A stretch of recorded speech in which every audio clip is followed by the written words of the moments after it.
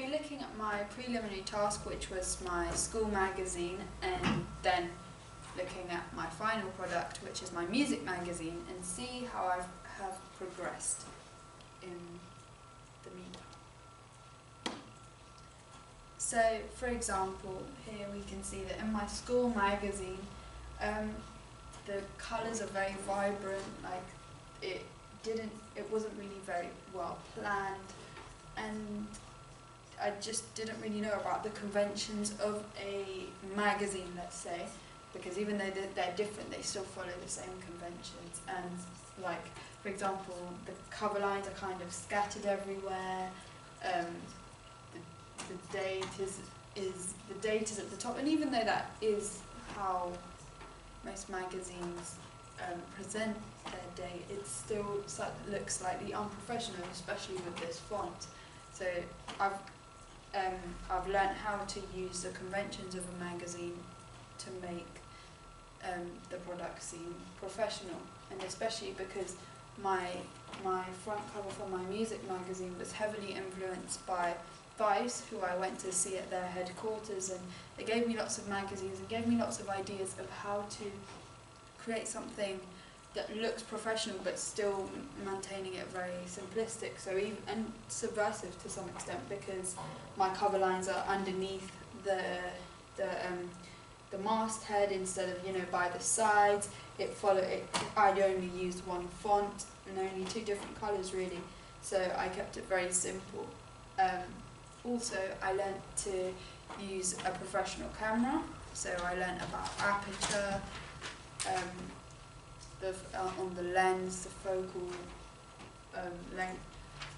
whereas here I used my phone. And also this picture is actually stretched, which makes it look very unprofessional, whereas here it was fitted. Also, I learnt about the importance of research and planning, because with this I took lots of time carefully planning my images, drawing drafts of like where my masthead would go, my barcode, which this one doesn't even have, whereas here I just took the picture randomly on a break and just placed all the different cover lines and stuff on Word, whereas here I used Photoshop to edit the image, which is another skill I learned throughout this process. So with my contents page, I created this using Publisher, whereas with my final product of the music magazine, I used Adobe Photoshop to edit my pictures, and Publisher to add in the editorial pillars, which here they're not really very clear in my school magazine, as they don't even have leading text, and it's not even very clear what's the difference between the page numbers and the articles, and there's a random pull quote in the middle of the page, which again doesn't follow the conventions of a magazine, which is why here I took time to look at magazines like Vice, Fader, to the types of things they did with their magazines and how I could use that as inspiration for my own music magazine. Also, I think the importance of market research within the research and planning that I did was very important, as I needed to know what will be successful and what I'll need to provide my audience with. Therefore, I used, for instance, I made sure that my models were wearing clothing that the audience could probably relate with, like Nike, Stone Island, and also I knew that the majority of my audience were from England, or listened to grime, which is a UK genre and is mainly listened to people in the UK. So I made sure that you had like London transport behind. Whereas here I didn't plan my image at all. I didn't really, the clothing, I didn't think about it. I didn't think about what my models were doing. I just told them to take and to sit down, and took a picture of them at lunch. Also, I learned about